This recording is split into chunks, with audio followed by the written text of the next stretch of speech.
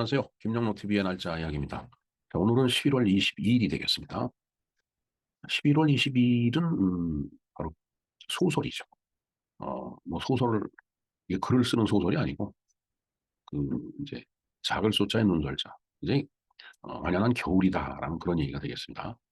그러면서 이제 눈이 올 때쯤 되면 이제 우리 한 겨울에 그 먹거리 이제 김치를 이제 담그는 그런 날이죠.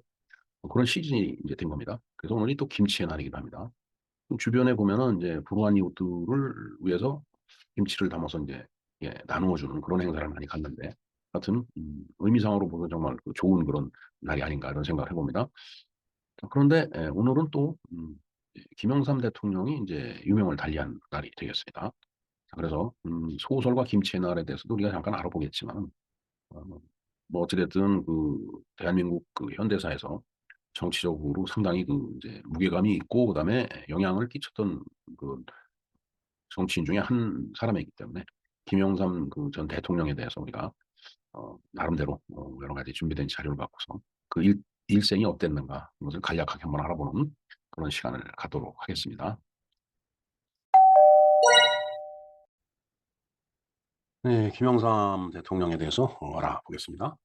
제14대 대통령이죠. 네, 1929년 1월 14일에 태어나서 2015년 11월 22일 오늘 유명을 달렸습니다. 고향은 경남 거제죠. 호가 거산인데 이 호는 거제도의 거자, 클 거자죠. 그다음에 부산의 매산자. 이걸 합쳐서 거산이라고 그러죠. 그러니까 본인이 이제 커다란 산이다 이런 의미를 내포하고 있는 거죠. 어, 김영삼 전 대통령에 대한 삶을 한번 요약을 해보겠습니다. 대한민국의 제14대 대통령, 25세 나이로 국회의원에 당선된 이래 고선 의원을 지냈으며 김대중과 함께 한국 정계의 주요 지도자로 인정을 받았다. 네, 25세 아마 최연소 국회의원일 겁니다. 우리나라 헌정사에 있어서. 음, 지금은 이제 지방자치라는 것들이 이제 어, 어, 저 나이보다 더 젊은 그런 이제 지방의원들을 배출하는데 국회의원으로서는 가장 낮은 나이가 아닌가 이렇게 봅니다. 어, 계속 이제 야당 생활을 했죠. 그러다 1990년에 3당 합당을 통해서 민주자유당을 이제 창당을 했습니다. 네, 3당 합당에 대해서는 이미 한번 방송을 해드린 적이 있습니다. 네, 저는 3당 합당이 상당히 잘못된 거다라는 그런 이제 관점에서 말씀을 드렸는데, 뭐 어찌됐든 3당 합당을 통해서 민주자유당이 창당이 됐고, 거기서 이제 민주계, 통일민주당이었죠. 민주계를 이끌면서 이제 민주자유당의 이제 대권 후보가 됩니다. 그래서 1992년 제14대 대통령으로 당선이 돼서 문민정부의 문을 열었다 이렇게 얘기를 하죠. 예. 네, 문민정부. 지난번에 박정희 대통령 탄신일에 이제 제가 말씀드렸던 바와 같이 군부 독재라고 하는 것도 정치적 레토릭이다라고 얘기를 했듯이 문민정부라고 하는 것도 결국은 레토릭에 불과하다라는 말씀을 드립니다. 물론 이 말이 듣기에 불편한 분들도 계시겠지만은 그건 제 생각입니다. 재임 초기에 이제 하나회를 척결을 하고 금융실명제를 실시를 했죠. 그리고 공직자 재산 공개도 이제 실시를 했습니다. 그래서 저러한 조치들이 이제 상당히 이제 국민으로부터 인기를 받았습니다. 뭐 하나회를 척결한다. 하나회를 이제 악마화를 시켜놓은 거죠. 우리가 뭐 지금 직장 생활하면서 그다음에 학교에 동문회가 있듯이 뭐 저런 사적인 모임은 언제든지 있는 거예요. 그리고 어, 행정 이론을 봐도 저런 인포멀 그룹을 인정을 합니다. 네. 워낙 하나회가 어떻게 보면 부러움의 대상이었고 또 한편 보면은 이제 어, 배척하고 싶은 그런 미움의 대상이었기 때문에 이제 저런 이야기를 꺼낼 때 이제 사람들이 박수를 이제 쳤던 이유가 뭔가 이제 독점을 하고 독식을 한다. 뭐 이런 것이 이제 배경이 깔려 있었을 겁니다. 뭐 사실 그걸 배제할 수는 없죠. 네, 그렇게 돌아갑니다. 세상사가. 그다음에 이제 금융실명제를 실시하는데 그전에는 가명이나 차명으로 이제 계좌 개설이 가능했기 때문에 덕분에 요새는 실명으로 하더라도 정말 어, 계좌 개설하는 게 그렇게 쉽지가 않아요. 보면은. 뭐 하여튼 금융 실명제를 실시를 했고 그다음에 이제 공직자의 재산 공개를 이제 실시를 했습니다. 재산 공개 해도 나름대로 정당하게 불어나는 재산에 대해서는 얘기를 할 수는 없는 거죠. 음, 뭐 어찌됐든 재산 공개 이런 것들을 통해서 국민적 인기를 많이 얻은 건 사실이에요. 그러나 임기 말에 이제 그 IMF 외환 위기를 이제 겪게 되죠. 그래서 이제 저런 그 일련의 사태로 인해서 이제 그 정치적인 그 인기라고 할까? 그게 이제 땅바닥으로 이제 추락을 한 상태에서 그때 이제 그 15대 대통령 선거가 있었는데 그때 김대중 후보한테 이제 정권을 물려주게 된 그런 그 과정을 겪게 됩니다. 초기 생애를 볼까요? 아버지 김홍조, 어머니 박구연의 삼남 오녀 중 장남으로 태어났다. 그리고 이제 멸치어장을 했다. 아버지가. 그러다 보니까 아무래도 유복한 집안에서 이제 음, 성장을 한 거죠.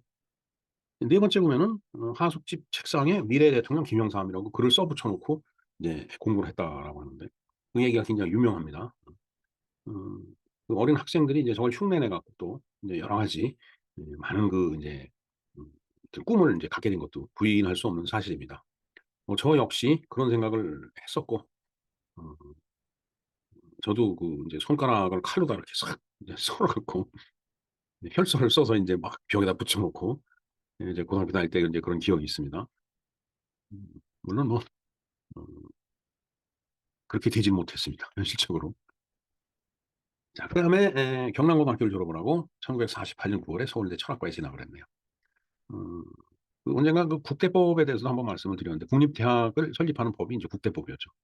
그때는 뭐 서울에 있는 그 여러 가지 그 학교를 이렇게 이리저리 묶어갖고 이제 서울대학을 만들었는데 음, 저때 당시는 뭐 글쎄 이렇게 얘기하면 뭐 언짢게 들으실는지 모르지만 그 학교 들어가는 게 그렇게 어렵지 않았던 것 같아요. 서울대 들어가는 게. 어찌됐든 그다음에 이제 다음에 그 장택상이 이제 민의원에 출마를 했는데 그 장택상은 이제 돕게 됩니다. 그러면서 6.25가 나왔고 이제 학도우영군에도 들어가고 정은국에서 이제 근무를 그 했네요. 그러면서 이제 나중에 장택상이 국회 부의장이 됐는데 인사 담당 비서관을 함으로 인해서 정계에 입문을 했고 1951년 3월에 이제 결혼을 하게 됩니다. 손명수 여사인데 지금도 아마 살아 계신 걸로 저는 알고 있습니다. 네. 자, 정계 입문을 했어요. 그래서 김영삼은 1954년 5월 국회의원 선거에 출마를 해서 28세로 한국정치사 최연소 국회의원으로 당선이 됐네요. 그리고 1992년 총선까지 모두 9번, 그러니까 구선 의원이 된 거예요. 이게 엄청난 그 이제 다선 의원이죠. 네. 그제는 뭐 3선 정도만 되면 이제 중진이다 해갖고서 3선을 하고 나면은 뭐 물러나야 된다. 아니면 같은 지역구에서 3번 이상 못 나온다. 뭐 이런 얘기들이 나오고 있는데 저 당시에는 이제 그런 내용들이 그런 뭐 소위 요즘 말하는 혁신안 이런 게 필요 없었던 어떻게 보면은 제왕적 그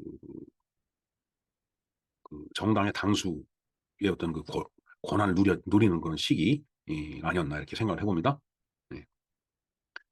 그다음에 1955년에 이제 민주당에 입당을 해갖고 그다음에 이제 4.19를 이제 겪고 그다음에 1960년 5월 달에 실시된 총선에서 이제 당선이 또 이제 되죠. 근데 같은 해 아주 그 불행하게도 9월 달에 거제도에 어, 김영삼 본가에 무장 간첩이 침입을 해서 어머니 박부열이 이제 그 간첩의 총에 맞아서 사망하는 사건이 이제 일어났습니다. 그다음에 1961년 5월 달에 이제 박정희 군사정변이 있었죠. 근데 이제 같이 일을 하자라는 제안이 있었지만 완강히 거부했다. 그렇게 지금 알려져 있습니다. 그다음에 이제 1963년 3월 달에 군정 연장에 반대를 해서 서대문 형무소에 수감이 됐고 1964년 한일회담 반대 투쟁을 또 했고 그다음에 67년에 시민당이 창당이 되면서 이제 시민당 원내 총무를 했네요. 요즘은 정당에 원내 총무라는 제도가 없습니다. 그 원내 총무라는 것이 지금 원내 대표로 바뀌었죠. 그러니까 원내 대표가 옛날에 원내 총무 역할을 했던 겁니다. 그다음에 1969년 6월 박정희의 삼선 개헌을 강도 높게 비판하다가 초단 테러를 이제 당했죠. 저 기억이 납니다. 초단 테러 당했다는 그 뉴스를 신문지상에서 본 것 같아요. 그다음에 이제 삼선 개헌안이 이제 통과가 되자 김영삼은 40대 기술원을 주장합니다. 정말 멋있는 말이었어요. 40대 기술원. 그러니까 40 그때 당시에 40대가 이제 김영삼, 김대중, 이철승 이렇게 이제 세 명의 젊은 이제 정치인이었었죠. 그래서 저 세 사람이 대선 후보 경선을 치릅니다. 음, 1971년 4월 달에 이제 선거가 있었는데 그 선거에 나갈 야당 후보를 이제 선출했는데 1차 투표에서는 김영삼이 1등을 했어요. 근데 과반수가 안 됐기 때문에 이제 2차 결선 투표를 가는데 그 표를 제일 적게 얻었던 이철승이 이제 김대중의 손을 이제 들어준 거죠. 그래서 1차 투표에서 김대중이 적게 그 지지를 받았지만은 이철성 표가 합해지는 바람에 김대중이 인제 야당 대통령 후보로 선출이 된 거예요. 저 기억이 나요, 저도. 그래서 인제 그 1971 년에 제가 고등학교 2 학년 땐가 1 학년 땐가 음 686 고등학교 1 학년 때네요. 1 학년 때 어 막 그 선거전을 치르고 인제 그랬던 게 저 기억이 나거든요. 4월 27 일이니까 제가 1 학 고등학교 1 학년 들어가서 인제 봄이었어요. 그때 학교에서 인제 하교를 하면서 뭐 애들하고 이런저런 얘기를 한 그 기억이 있습니다. 그러나 저 1972 년에 삼선 개헌을 인제 통과한 박정희 대통령이 유신을 선포해 버리죠. 그다음에 인제 유신헌법이 통과가 됐는데 뭐 정치적으로는 야당에서 엄청난 이제 반대가 있었지만은 이제 뭐 어쩔 수 없이 그냥 그렇게 진행이 됐습니다. 1974 년에 시민당에서 당 총재로 선출이 되고 그다음에 인제 계속 유신헌법 폐지를 주장을 했죠. 그래서 긴급조치 9호 위반으로 입건했는데 제가 지난달에 그 한국문제연구회라는 걸 이야기할 때 그때 긴급조치 9호 얘기를 잠깐 했었죠. 저 때가 제가 아마 대학교 2 학년 때로 기억이 됩니다. 그래서 저희 서클도 완전히 해체가 되고 공중분해가 돼 버렸죠 그냥. 음 이제 그러면서 인제 1979 년에 8월 달에 YH 무역 사건이 발생이 됩니다. 이게 그 YH 무역의 여공들이 시민 당사를 찾아가서 이제 농성을 벌이게 된 사건이 벌어져요. 저 시민 당사가 그때 이제 마포 공덕동 로타리에 있었는데 그 옆에 적십자회관이 인제 있었나 그래요. 그 인제 저기서 인제 뭐 농성을 하고 뭐 이러면서 인제 강제 해산하는 과정에서 인제 아마 그 사망 사고가 저때 발생했을 거예요. 그때 인제 김영삼 총재가 아주 유명한 말을 했죠. 바로 "밝의 모가지를 비틀어도 새벽은 온다." 굉장히 유명한 말입니다. 이제 그러다 보니까 인제 김영삼을 이제 제명을 시켜 버렸어요, 국회에서. 이게 그게 1979년 가을인데 이제 그러면서 인제 부산과 마산 일대에서 인제 그 이제 아주 집단적인 그 시위가 발생이 되는데 그걸 이제 지금 부마 항쟁이라고 하죠. 이게 79 년입니다 그게. 그런데 79년 10월 달에 박정희 대통령이 12.6 사건이죠. 어 그 김재규에 의해서 인제 김재규가 쏜 총에 인제 박정희 대통령이 피살이 되죠. 네. 그때 당시에 옆에 인제 그 정승화가 있었다라고 해서 인제 그게 12.12의 발단이 됩니다 사실은. 음 글쎄요. 뭐 제가 수사기관이라면 당연히 수사를 할 수뿐이 없는데 그 수사할 대상이 너무 권력이 크다 보니까 굉장히 그 고민을 했었을 것 같아요 제가 그 입장이라고 하더라도.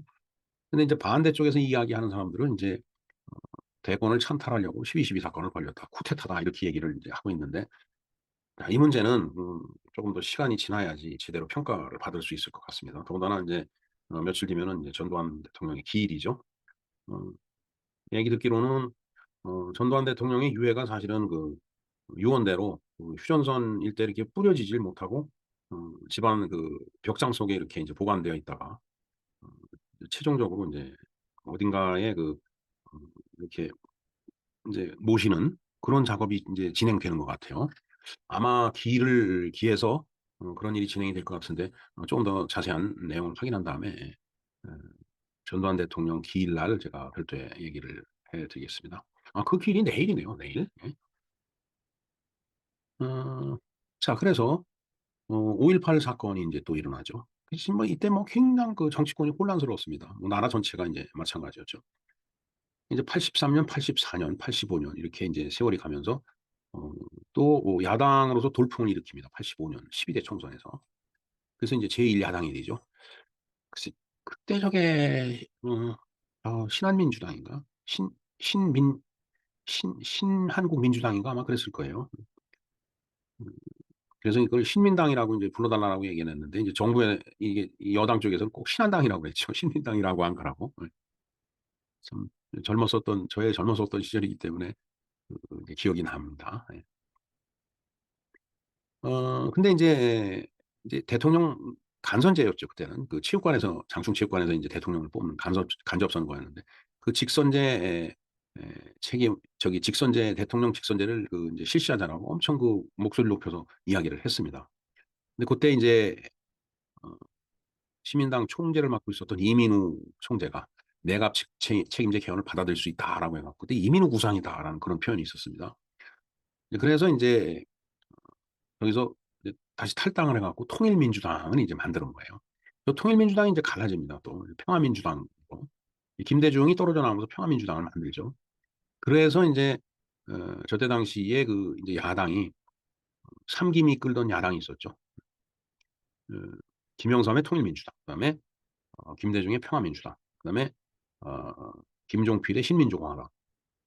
이게 마치 그 후삼국 시대를 연 것 같이 그렇게 이제 3당이 또 야당으로 활동을 하다가 결국은 이제 1987년에 6월 항쟁이 이제 있었고 그때 이제 그 대통령 선거를 이제 직선제로 하겠다라고 이제 받아들였음에도 불구하고 또 그래서 그 직선제 대통령 선거를 치렀음에도 불구하고 어, 김영삼, 김대중, 김종필 모두 다 그 삼김이 대통령에 출마하는 바람에 이제 노태우 후보가 당선이 되죠. 예.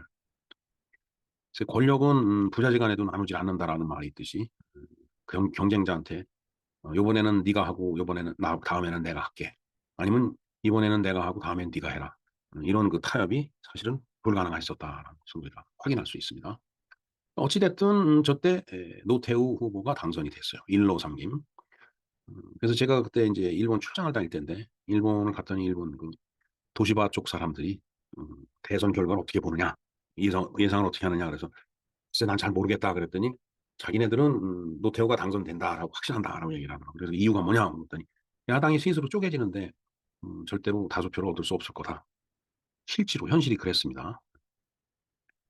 그러다가 음, 민주정의당 이거는 이제 노태우 대통령이 총재로 있었던 그 당이죠. 그다음에 이제 김영삼 씨가 총재로 있었던 통일민주당. 그다음에 김종필 씨가 총재로 있었던 신민주공화당 이렇게 3당이 합당을 하게 돼요. 그게 3당 합당입니다. 이 3당 합당을 지난번에 이제 한번 방송을 해드린 적이 있었죠. 자, 어찌됐든 이렇게 3당 합당을 하면서 김영삼을 대권을 치게 됩니다. 그래서 14대 대통령 선거에서 이제 당선이 되게 되죠. 이때 이제 그 여당의 이제 정주영 현대그룹 회장이 이제 대통령 후보로 나오죠. 네. 음, 글쎄요, 뭐 지나간 얘기니까 말씀드리자면 저는 정주영 후보한테 표를 던졌습니다. 근데 어, 안 됐는데 정주영 후보가 그러나 그때 당시에 상당히 많은 표를 얻었어요. 그만큼 음, 유권자들, 국민들이 삼김 씨에게 이제 식상해 있었다라는 얘기죠. 하지만 그 식상해 있었지만은 그 테두리, 그 틀을 갖다 벗어나지는 못했죠. 결국은 정주영 씨는 다시 이제 자기 그 사업적인 그 분야로 돌아가고 한국 정치는 이제 삼김 씨에 의해서 이제 주도가 됩니다. 자, 그래서 대통령에 재임할 때는 이제 문민정부라고 칭하고서 이제 인왕산을 개방을 했습니다. 아까도 말씀드렸지만은 공직자 재산 공개라고 하나회를 척결하고 금융 실명제에도 도입하고 엄청 인기가 좋았어요. 음, 뭐 그렇게 여러 가지 그 이제 그 개혁 조치를 취하다 보니까 이제 인기를 이제 얻은 건 사실인데 참 불행하게도 대형 참사가 이제 육해공을 돌아가면서 땅과 바다와 하늘을 이게 순차적으로 돌아가면서 사고가 터지기 시작합니다. 아마 제 기억에 세 바퀴 정도가 돌았던 걸로 그렇게 기억이 돼요. 육해공 사고. 그러니까 큰 대형 사고가 한 10여 차례 났다라고 보면 되겠죠. 무궁화호가 처음에 전복을 해서 600명 중에 78명이 죽어요. 그리고 중상자가 51명, 경상자가 105명. 상당히 큰 사고죠. 그다음에 이제 4개월 후에 아시아나기가 해남 야산에 이제 추락을 해서 탑승객 승무원 66명이 이제 부상을 목숨을 잃는 그런 사고가 있었습니다. 그다음에 이제 엄청 그 유명한 사건이었죠. 서해안 그 우이도에서 회리호가 이제 침몰을 해서 362명 중에 292명이 목숨을 잃었습니다. 요즘 분위기 같으면 대통령이 사표를 내도 여러 번 냈어야 되겠죠. 네. 근데 이제 저 때는 그런 건 없었어요. 그다음에 이제 1994년에 이제 한강의 성수대교가 붕괴를 합니다. 참 엄청나게 큰 사건이었습니다. 음, 그 한강 다리에 상판이 뚝 떨어져서 밑으로 그냥 칼로 자른 듯이 뚝 떨어져 버렸으니까. 그다음에 이제 충주호에서 유람선에서 불이 나고 그다음에 이제 도시가스가 또 폭발. 참 정말 어마어마했습니다. 저거. 그다음에 이제 두 달 뒤에 6월 29일 날 하필 또 6.29네요. 5시 오후 5시 55분에 삼풍백화점이 이제 무너졌고 502명이 사망하고 937명이 부상을 당했죠. 이게 정말 대통령 목이 10개가 있어도 모자라는 그런 사건들이 이제 연속적으로 일어났습니다. 자, 그다음에 이제 북핵 위기가 발생을 하죠. 1992 년부터. 음 그때 뭐 NPT를 그 인제 탈퇴를 하고 그다음에 남북 그 회담을 하는데 어 북한 대표단이 서울에 와 갖고 불바다 발언을 하고 막 하고 그랬죠.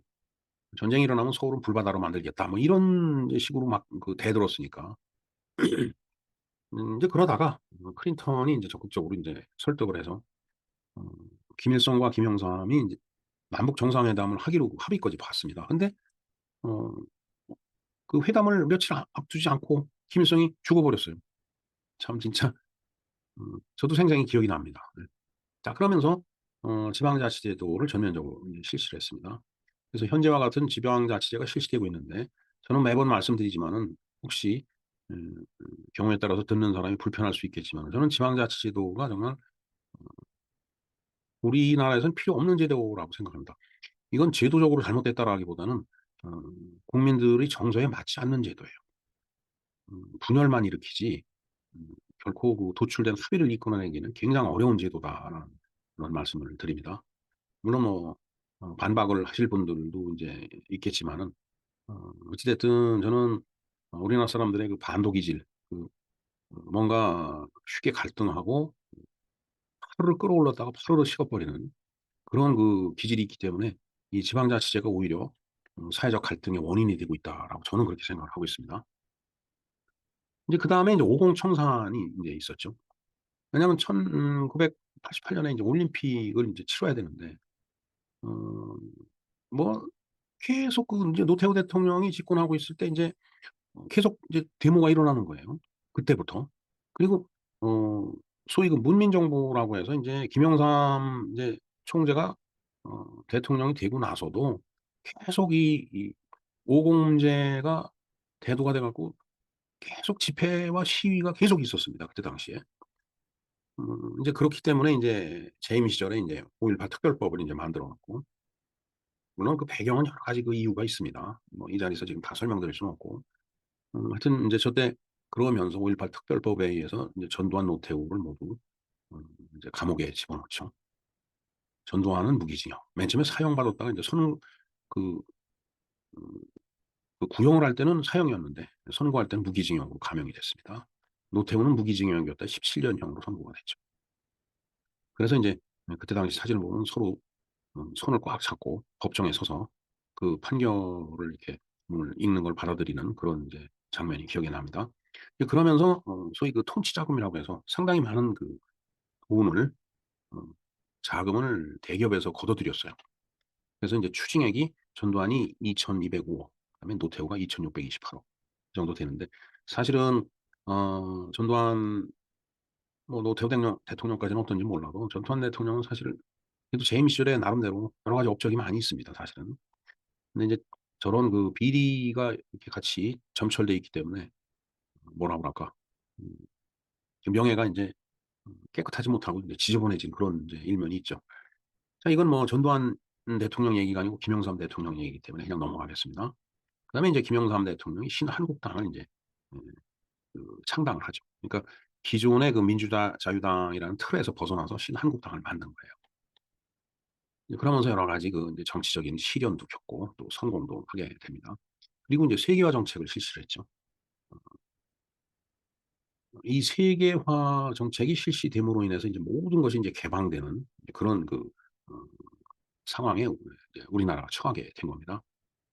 물론 뭐 세국 정책을 쓰는 것도 아닌데 계속 어떤 테두리를 이렇게 세워 놓고 울타리를 쳐 놓고서 외부 세계와 이렇게 어떤 특정한 그 간격을 유지하는 근데 그런 것이 바람직하지 않을 수가 있죠, 그때 당시에. 그래서 인제 세계화 정책을 실시하면서 인제 많은 것들을 인제 풀어 제끼는 이제 그런 계기가 됐습니다. 예, 그럼에도 불구하고 임기 말에 아까 말씀드렸지만 외환 위기가 발생했죠. 외환이 바닥이 난 거예요, 그야말로. 그래서 IMF 즉 국제 통화기금이라고 우리말로 그러죠. 인터내셔널 모니터리 펀드를 이제 줄여서 IMF라고 하는데 그 IMF로부터 구제 금융을 인제 수십억 이렇게 빌려오게 돼요. 이제 그러다 보니까 인제 우리가 그 당시에 사회적으로 많은 그 인제 변혁이 일어나죠. 어 구조조정도 뭐 하고 그다음에 대기업들도 막 문을 닫고 그다음에 인제 길거리에 이제 노숙자가 이렇게 증가하는 그런 그 현상이 이제 나타나기 시작을 했습니다. 하여튼 경제적으로는 굉장히 어려운 그런 이제 상황이었다라고 볼 수가 있겠습니다. 자 그리고 나서 인제 5년 재임을 하고 퇴임을 이제 하게 되죠. 결국은 2015년 11월 20일 오늘 0시 22 분에 폐혈증과 급선성 신부전으로 사망을 했는데 이제 그 사이에 대통령 재임 시절에 아들인 김현철 씨가 어 이런저런 비리에 연루됐다라고 해서 인제 뭐 청문회가 비슷한 것도 치르고 결국은 인제 그 감옥에 가는 그런 신세가 됐었죠. 네. 뭐 우리 흔히들 "자식 농사는 마음대로 안 된다."라고 얘기를 했듯이 대통령도 자식 농사는 어쩔 수 없었던 것 같습니다.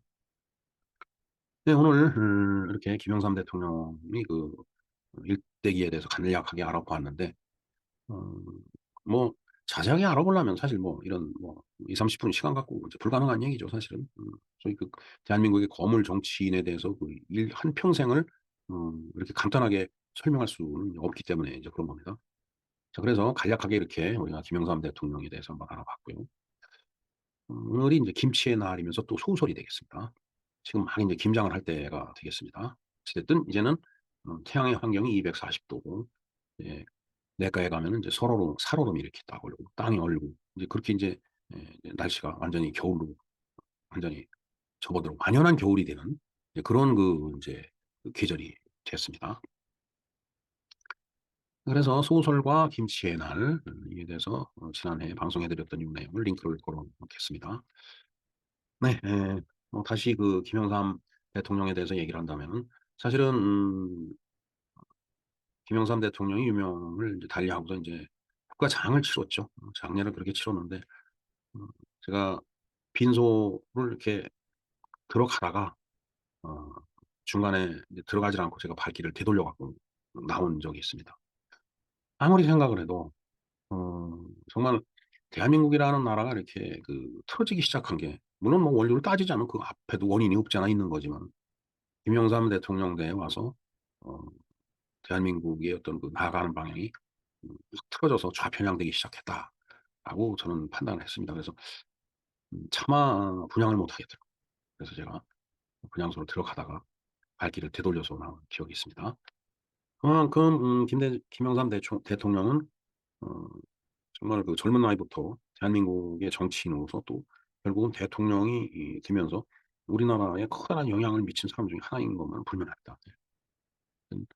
음 유명을 달리한 지가 그렇게 오래되지 않기 때문에 좀 더 시간이 지나면은 '김영삼 대통령에 대한 명확한 정확한 적확한 그런 평가가 나오지 않을까.' 이런 생각을 해 봅니다.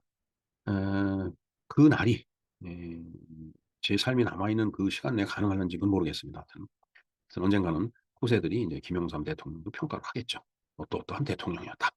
우리가 지금 조선 왕들을 놓고서 뭐 이런저런 얘기를 하듯이 그런 날이 올 거라고 보여집니다. 예. 이상 김영삼과 소설 그리고 김치에 대해서 그 간략하게 공부를 해 봤습니다. 김영로 TV의 날짜 이야기였습니다. 감사합니다.